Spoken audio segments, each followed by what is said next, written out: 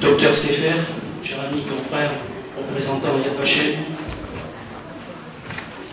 Monsieur le conseiller général, Monsieur le directeur de l'ONAC, et vous, Monsieur le sous-préfet, que j'ai plaisir à saluer, et d'une manière très amicale ici, et nous comprenons pourquoi. Je vous remercie d'être aujourd'hui parmi nous.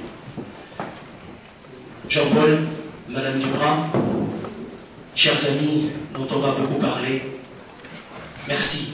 Merci d'être ici dans cette salle où nous avons presque l'habitude, n'est-ce pas, Monseigneur, de vous retrouver maintenant.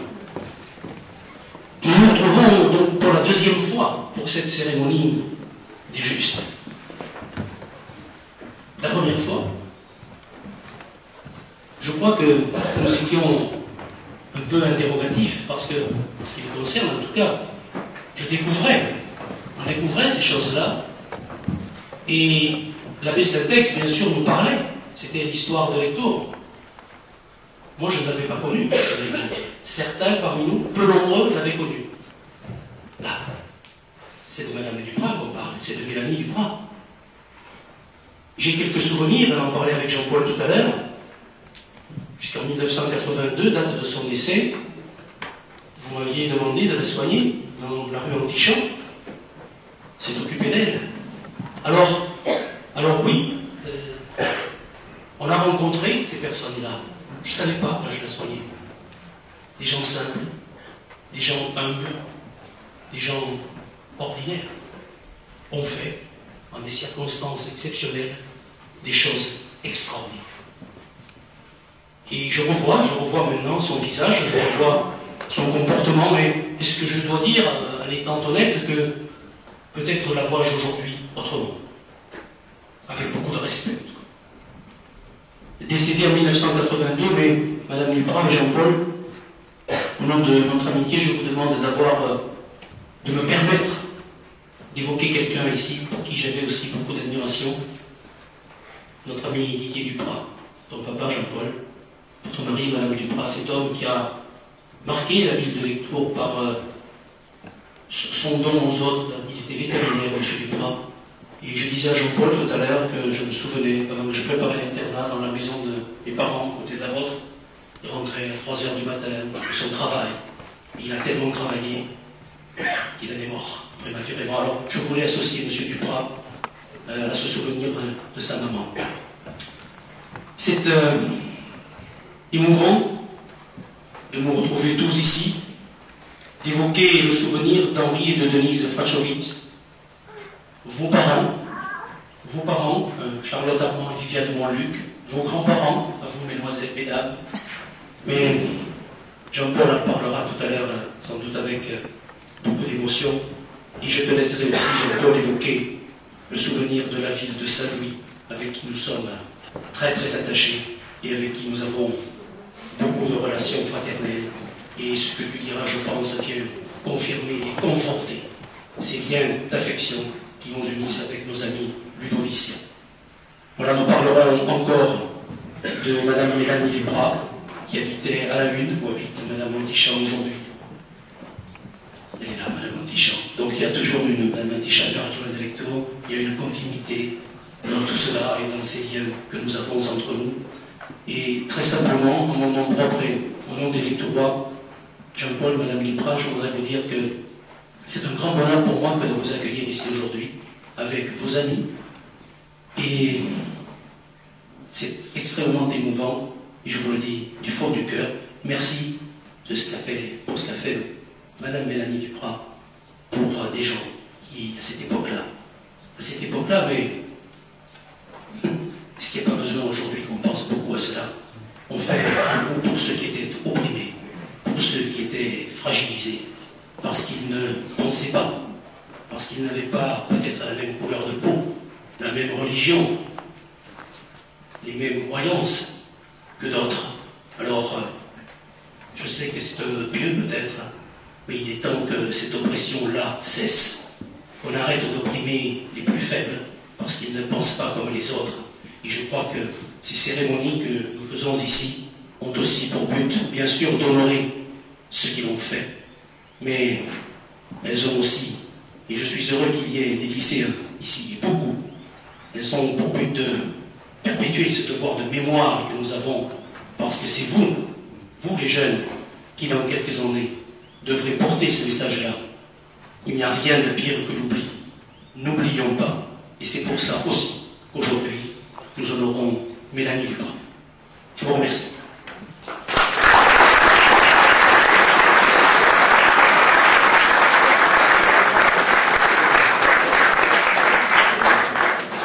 Docteur Sefer, Yad Vashem.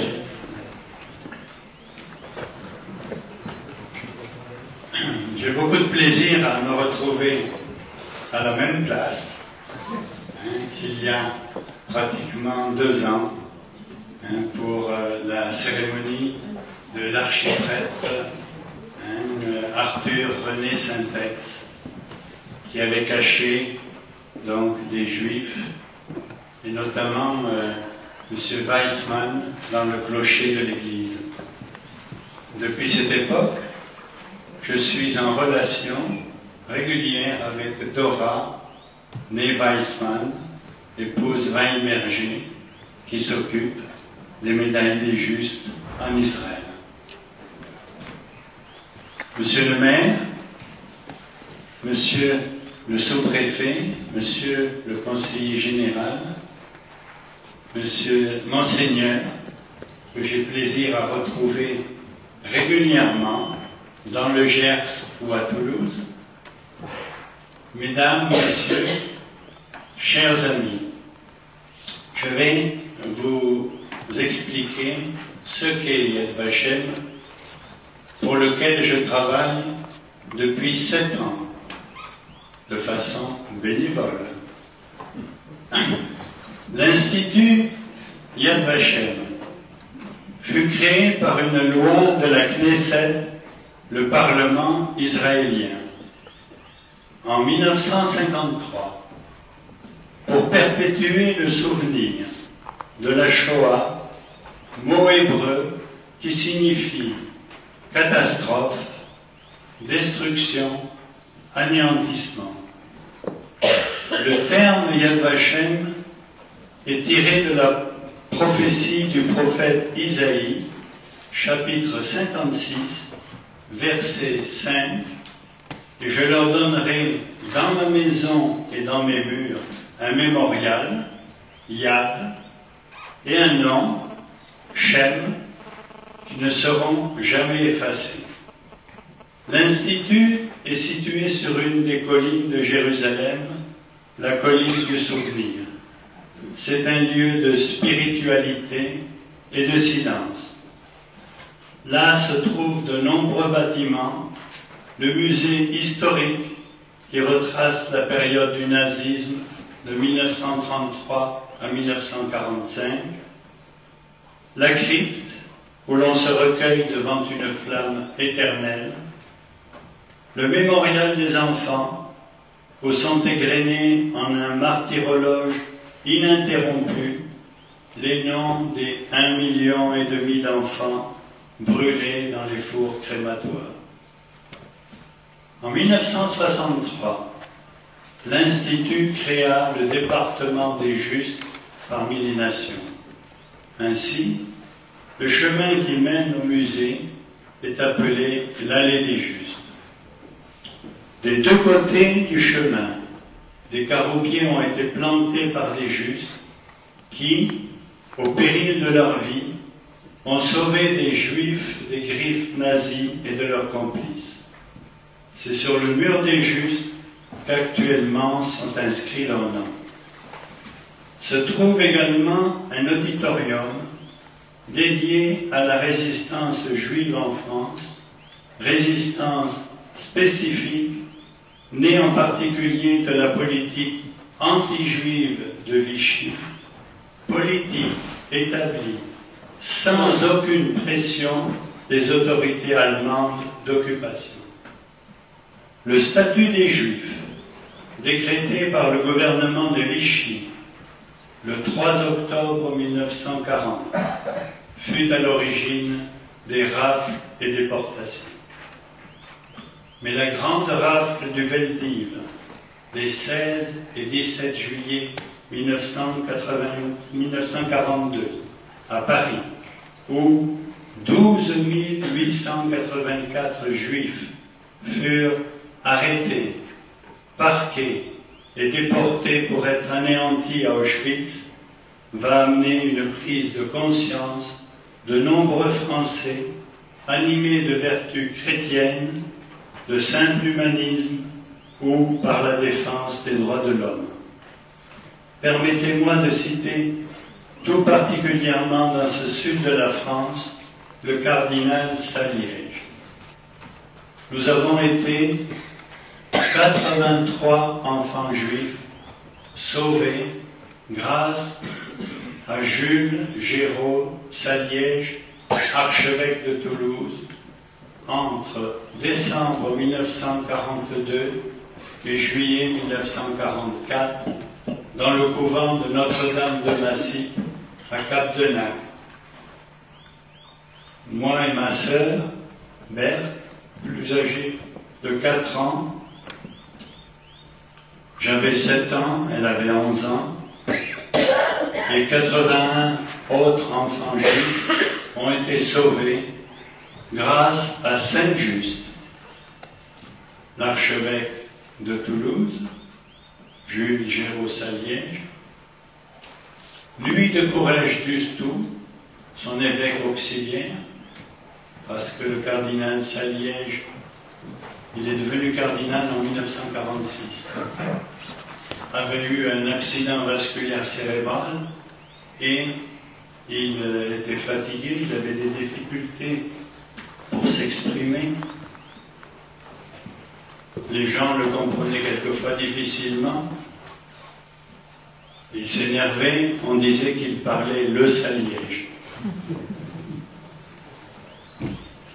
Les 3 autres personnes qui nous ont sauvés ont été Madame Denise Bergon, la directrice du couvent de Notre-Dame de Massy, à Cap-de-Nac.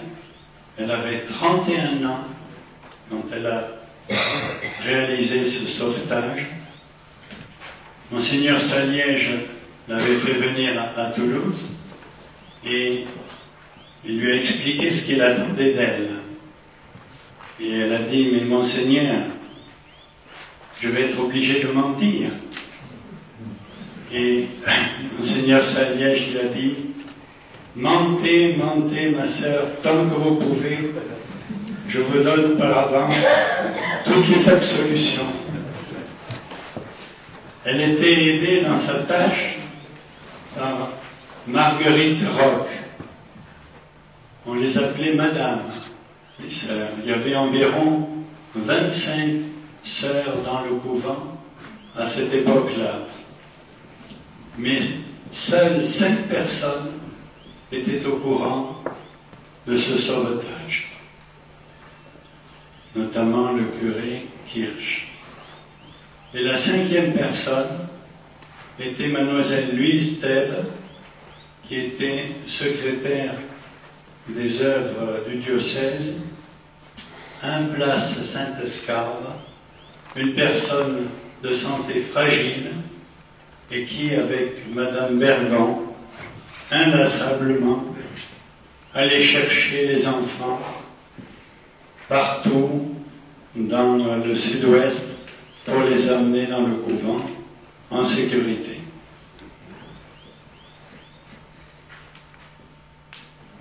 En dehors du cardinal Saliège, il ne faut pas oublier Monseigneur Théas, alors évêque de Montauban, juste des nations, et le pasteur Bugner, qui fut un des premiers à s'élever contre les rafles et les déportations, ainsi que les résistants qui procuraient des faux papiers à des familles juives. Pendant ce temps, pendant que nous étions à Massy, mon père, Henri Seffer, commerçant forain sur le boulevard de Strasbourg, fit partie du réseau Combat. Il était entré dans la résistance par l'intermédiaire de l'inspecteur Raymond Renard, inspecteur de police de Charleville. Il distribuait des tracts et il aidait les aviateurs alliés qui avaient été abattus à passer en Espagne. Mon père fut arrêté sur le boulevard de Strasbourg au moment où l'inspecteur Renard lui apportait des tracts. Il comprit le manège des 2 membres de la Gestapo qui regardaient la photo de Renard et il lui dit « Fous le camp, la Gestapo est là ». Renard réussit à s'enfuir dans la foule, mais la Gestapo arrêta papa, l'emprisonna à Saint-Michel, le tortura pour qu'il livre les membres du réseau, et comme il ne dit rien, alors ils le déportèrent à Drancy, et de là à Auschwitz, convoi numéro 60, parti de Paris le 7 octobre 1943, arrivé à Auschwitz le 10 octobre 1943, 3 jours sans boire et sans manger. À 1000 par convoi, 10 wagons de sang. À Auschwitz, papa porta le numéro 157 213. Il travailla dans l'usine d'IG Farben, une usine qui fabriquait le caoutchouc synthétique, à Buna-Monowitz, qui était Auschwitz III. Par miracle, il revint. Il fait partie des 2500 juifs français rescapés. Il vécut jusqu'à pratiquement 89 ans. Le professeur Planck, dans son cours sur la déportation, nous avait expliqué qu'un déporté avait un âge biologique de 10 ans supérieur à son âge d'état civil. C'est donc à près de 99 ans que papa est décédé. Maman, juste après l'arrestation de papa, fut avertie par les voisins, Monsieur Marcel et Madame Henriette Cabane, les protestants. Madame Sefer, ne restez pas ici, la Gestapo est venue pour vous arrêter. Avec mon petit frère, Daniel, qui avait 9 mois, le futur inventeur du SAMU, 20 ans plus tard, pour lequel il a reçu la Légion d'honneur il y a 2 ans, alla se cacher avec son frère dans la région du lac d'Annecy. Voilà, j'en termine avec cette longue parenthèse familiale. Et les résistants, il ne faut pas oublier non plus les résistants, qui procurèrent des faux papiers à des familles juives. Ainsi, des hommes et des femmes, au péril de leur vie, ont aidé, hébergé, caché les Juifs malgré la législation de Vichy et ses interdits. C'est pour ces hommes et ces femmes de courage que l'État d'Israël a créé le département des justes parmi les nations afin de les honorer. Il ne s'agit ni d'une récompense, ni d'une décoration, mais simplement d'un témoignage de gratitude et de reconnaissance de l'État d'Israël et du peuple juif. Je passe la parole à Michel Lugassi-Harel, ministre de l'ambassade d'Israël.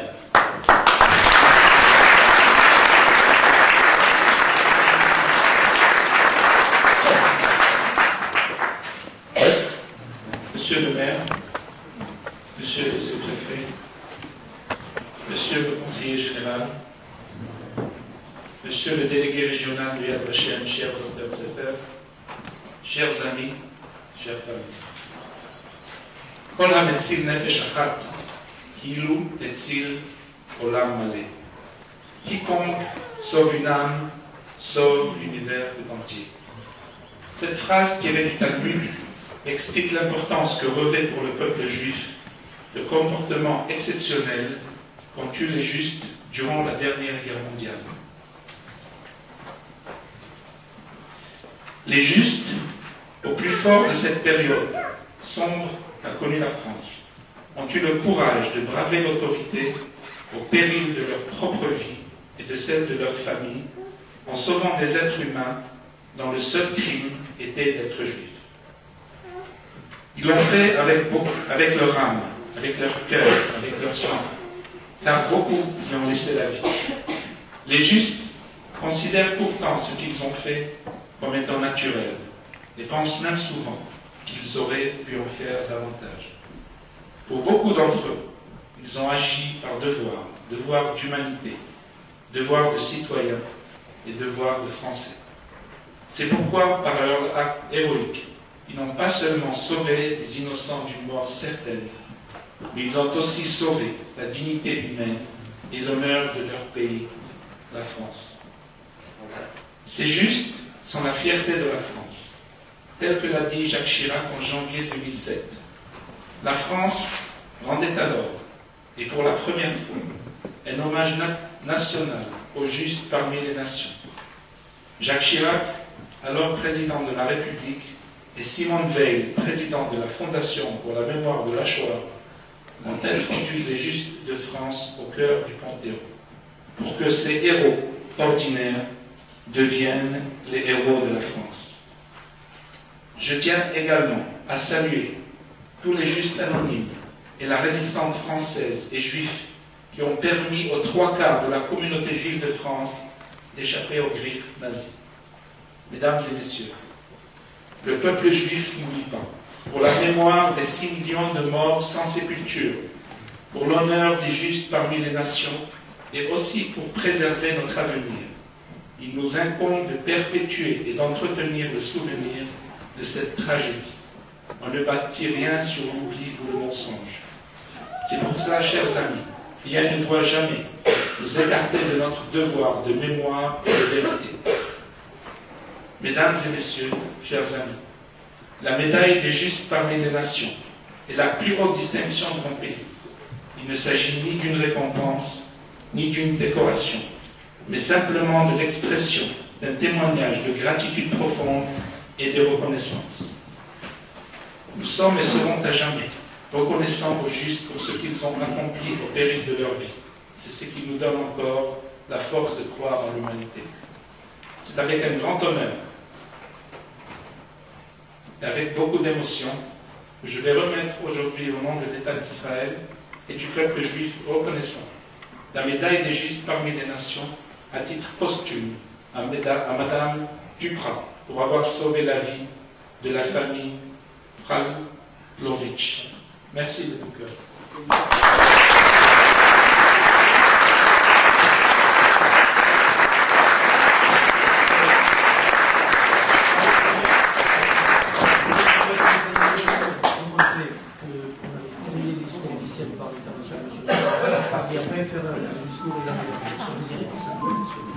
Donc, monsieur le sous-préfet clôturera les discours officiels, puisque c'est toujours l'État qui parle en dernier, mais avant cela, et ensuite nous passerons à la chose la plus importante, c'est la médaille. Je voudrais associer à mes propos, puisqu'il ne souhaite pas s'exprimer aujourd'hui, mon ami Georges Cortès, notre conseiller général, et à le remercier, ainsi qu'à Geneviève pour tout le travail qu'ils ont fait. Geneviève, si tu n'avais pas été là, nous n'aurions sans doute pas fait ces cérémonies.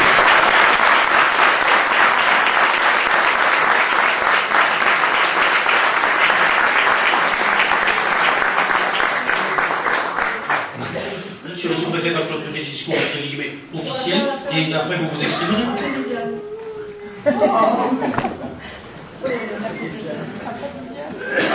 Monsieur le représentant de l'État d'Israël, monsieur le conseiller général, monsieur le maire, docteur, monseigneur, mesdames et messieurs. Il y a effectivement un peu plus d'un an, nous nous retrouvions ici pour honorer déjà la mémoire et l'engagement de l'abbé Sandex. Et c'est aujourd'hui Madame Mélanie Duprat qui est reconnue. Elle était native de Saint-Martin-de-Goyles, si mes renseignements sont exacts, et elle accepta d'employer à la métairie de la Une un ouvrier agricole dont le seul tort, le seul crime est d'être juif. Elle prêta également sa carte d'identité à son épouse. Ces actes, comme vous le disiez, peuvent aujourd'hui apparaître très anodins. Et pourtant, ils furent alors autant de lumière dans un temps de ténèbres. Se souvenir aujourd'hui, la reconnaître aujourd'hui, c'est préparer l'avenir. C'est pour ça que c'est très important que vous soyez, vous, ici, lycéens et collégiens parmi nous. Se souvenir aujourd'hui, c'est aussi rendre hommage à celles qui, comme tant d'autres, ont tout risqué pour accomplir ce que l'honneur leur dictait, ce que leur conscience de l'homme leur commandait. Refusant la passivité, la résignation, la sécurité, Madame Duprat se dressa avec volonté, à sa manière, contre les ombres du nazisme. Entre l'acceptation de la dictature et la lutte pour le droit, elle choisit.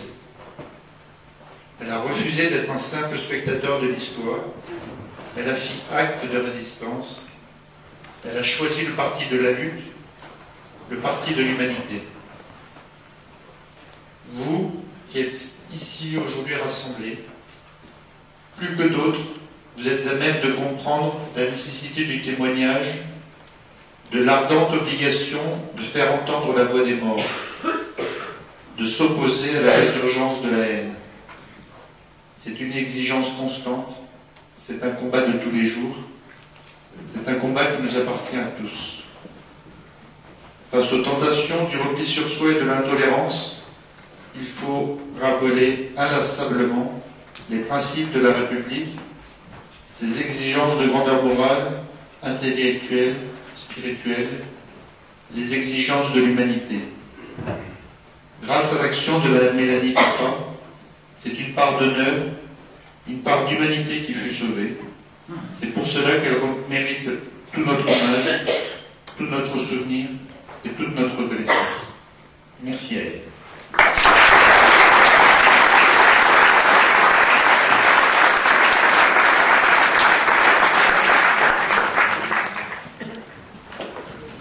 Charlotte Armand, Viviane Montluc, voilà, les filles, et Madame Faslovitch.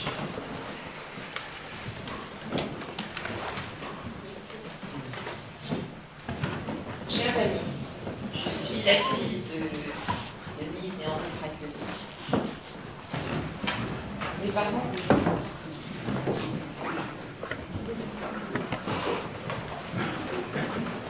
Mes parents arrivent en France, patrie des droits de l'homme, en 1930, car ils sont persécutés en tant que juifs dans leur pays d'origine. En 1941, mon père est arrêté et interné dans le camp de Bonne-la-Rolande, proche de Paris. Il s'en évade et en compagnie de ma mère et de ma sœur, il fuit en zone libre et se retrouve à Lectoure.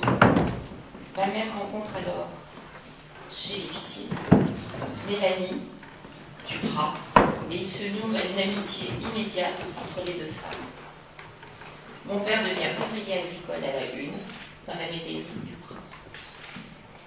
Le danger se rapproche. Il y a des contrôles d'identité et des arrestations dans les tours. Pour protéger ma mère dans ses déplacements, Mélanie Duprat lui donne sa carte d'identité française. Cette initiative est extrêmement périlleuse pour Mélanie, qui risque l'arrestation et la déportation pour elle et sa famille. Cet acte héroïque et désintéressé m'a été raconté maintes fois par mes parents. Il m'a semblé important de continuer à ne pas oublier que dans les périodes les plus tragiques se trouvent des êtres humains exceptionnels. Mélanie en fait partie. Ce n'est pas parce que la guerre est finie que l'histoire s'est arrêtée et que l'on peut se permettre d'oublier. Je remercie Monsieur le maire de Lectoure, Monsieur Duclos, pour son accueil chaleureux et sa participation active à cette commémoration. Je remercie Madame Courtès, historienne, pour son travail de recherche qui a permis notre rencontre, dont l'aboutissement est la remise de cette médaille. Merci à Mélanie Duprat de permettre qu'aujourd'hui soient réunis à Lectoure les enfants, petits-enfants, arrière-petits-enfants des familles Duprat et Fredkovitch.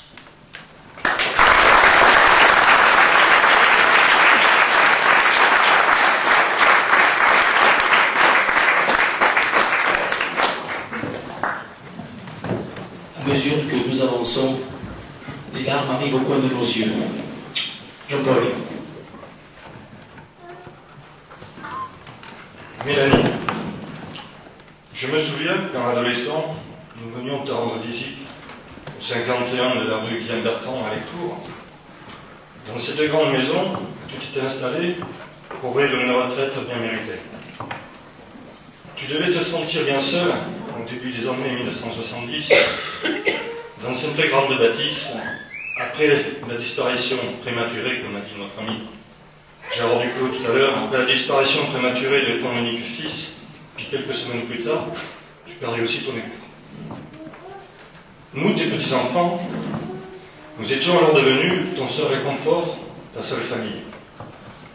En 1924, à l'âge de 19 ans, tu quittes Saint-Martin-de-Gaulle, ton village natal, pour te marier à Castéra-Lectourois.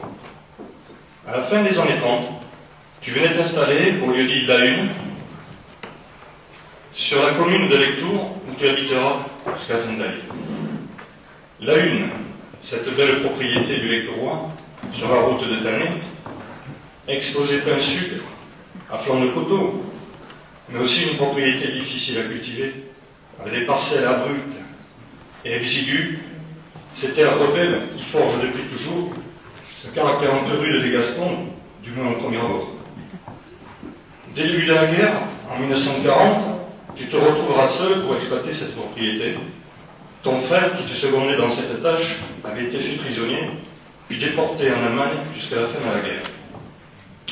À cette même période, en pleine débâcle, fin 1939, embarqués pour la plupart d'un évacuement bestiaux, arrivèrent en gare de Lectoure plus de 3000 réfugiés venus de la ville de Saint-Louis, en Alsace, qui furent recueillis et logés par les habitants de Lectoure et des communes environnantes.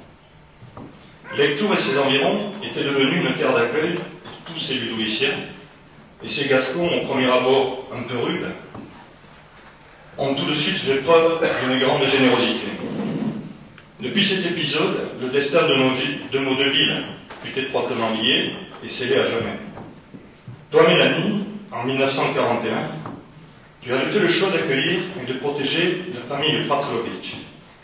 Henri, Denise et leur petite fille Charlotte, qui n'était encore qu'un bébé, tu as engagé Henri comme salarié agricole, tu l'as logé dans une petite maison bien cachée à La Une, où il demeurera jusqu'à la libération. Mais très vite, une forte complicité et une profonde estime va s'établir entre Denise Fratlovitch et toi. Deux femmes d'origine et de milieux tout à fait différents, mais deux femmes au caractère bien trempé, deux femmes déterminées, qui avaient pris leur destin en main et que rien ni personne n'aurait pu détourner de leur chemin. Deux femmes aussi qui se respectaient. D'ailleurs, tu nous parlais de Denise Fratlovitch, pardon. D'ailleurs, quand tu nous parlais de Denise Fratlovitch, tu ne disais pas Denise. Tu ne disais pas non plus Madame Fratlovitch. Mais tu disais toujours Madame Denise. Que n'aurais-tu pas fait d'ailleurs pour Madame Denise? En 1943, tu fais établir en toute légalité une vraie fausse carte d'identité à ton nom, Mélanie Duprat, domiciliée à La Une, commune de Lectoure, mais avec la photo de Madame Denise, afin qu'elle puisse circuler librement, afin qu'elle puisse entreprendre un voyage pour se rendre en train jusqu'à la frontière italienne, pour rendre visite à d'autres membres de sa famille, ce qui n'était pas sans risque à l'époque. Cette carte d'identité, Denise Fratlovitch l'a conservée jusqu'à la fin de sa vie. Et ses enfants l'ont encore aujourd'hui, la preuve elle est là. Sur le chemin de la liberté, Mélanie, tu avais déposé aussi ta petite pierre blanche. Je comprends mieux aujourd'hui pourquoi tu nous disais souvent que tu avais pris de gros risques et que tu ne savais ce qui sera venu de ton sort si tout cela avait été découvert à l'époque. Tu nous disais aussi, je ne sais pas si on se rendra compte un jour des risques que j'ai pris. Eh bien Mélanie, en ce 15 mars 2012, cette marque de reconnaissance que tu espérais est bien là, bien présente. Peut-être aussi cette reconnaissance va au-delà de tes espérances. Mais cette médaille qui t'a été remise aujourd'hui, c'est la marque indélébile de la femme que tu as été. Une femme courageuse, une femme juste. Je voudrais remercier en ton nom Charlotte et Viviane ici présentes, les filles de Denise et Henri Fratzlovich, la famille Montluc, le docteur Abel Seifert, délégué régional du comité français pour Yad Vashem, M. Michel Harel, ministre des Affaires administratives de l'ambassade d'Israël, le président de la Ligue du Gers. Je voudrais tout particulièrement remercier Mme Geneviève Cortès pour l'énorme travail de recherche qu'elle a effectué depuis de nombreuses années concernant les familles juives réfugiées dans le Gers durant cette période 1939-1945 et pour son dévouement quant à l'organisation de cette journée aujourd'hui.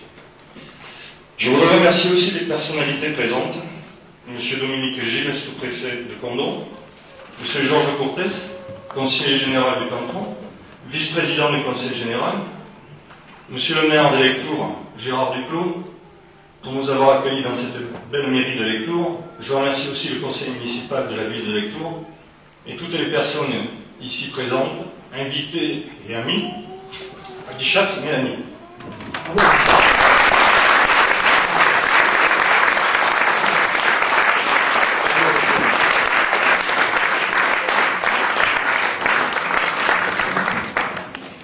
Monsieur Michel Harel, ministre de l'ambassade d'Israël, va maintenant remettre la médaille. Jean-Paul, je vais te laisser commenter peut-être. Oui.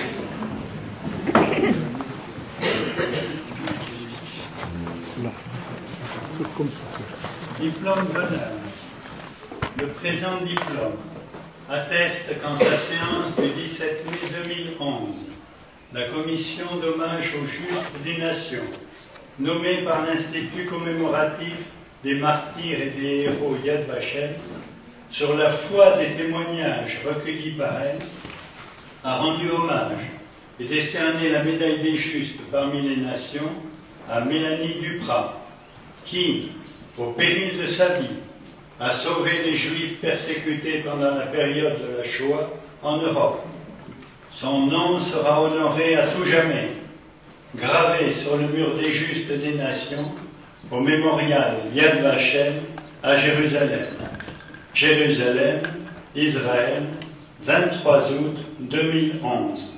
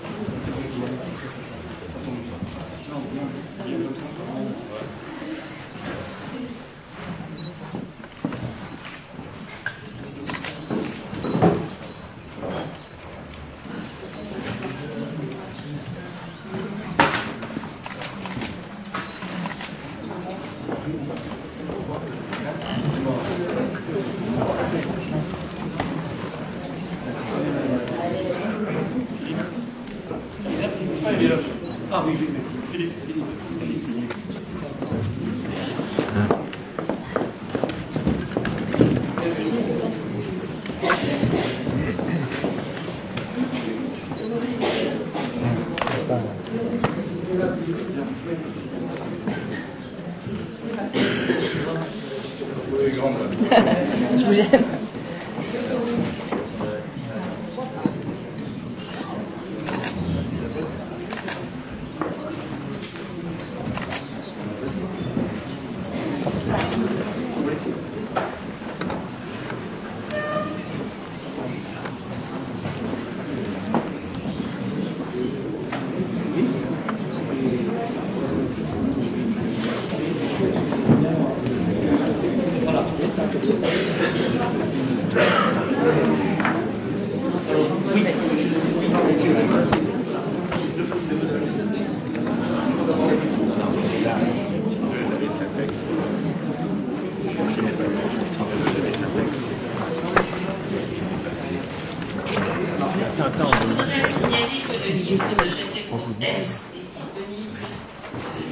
enfants juifs à l'étoile pendant la guerre est disponible.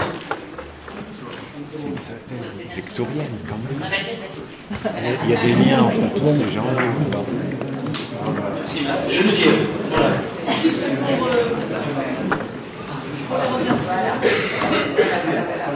Je voulais dire que la famille Frailovitch est restée unie. Placée l'arrière-petit-neveu de l'archiprêtre Saint-Ex, François Lezé, l'archiprêtre Saint-Ex est ici. La famille Frailovitch est restée unie pendant toute la guerre.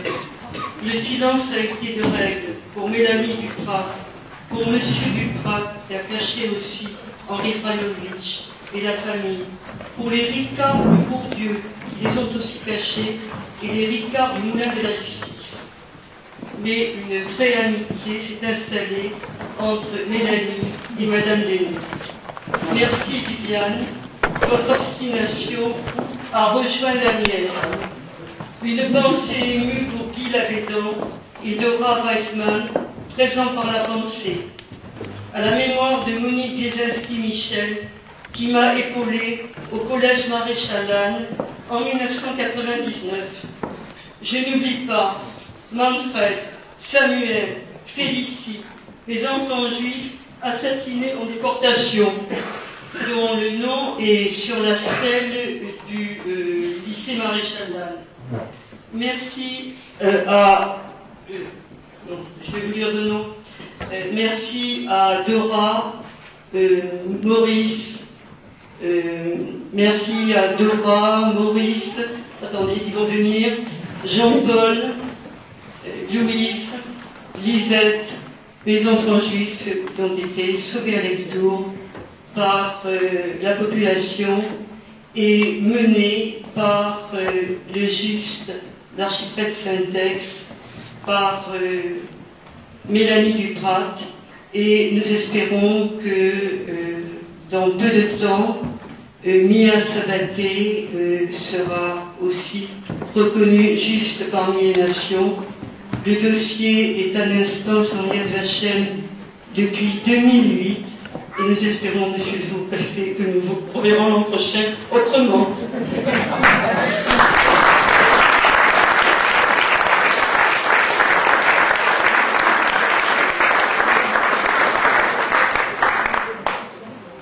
Bien, chers amis, nous arrivons au bout de cette cérémonie. Je pense qu'il y a quelque chose de prévu, j'espère, pour nous rafraîchir. Après, tout ça, c'est prévu.